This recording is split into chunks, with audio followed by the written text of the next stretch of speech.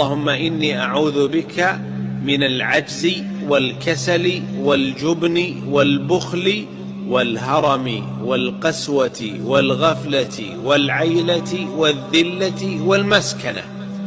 وأعوذ بك من الفقر والكفر والشرك والفسوق والشقاق والنفاق والسمعة والرياء، وأعوذ بك من الصمم والبكم والجنون والجذام والبرص وسيء الأسقام، وأعوذ بك من غلبة الدين وقهر الرجال، وأعوذ بك من زوال نعمتك وتحول عافيتك وفجاءة نقمتك وجميع سخطك،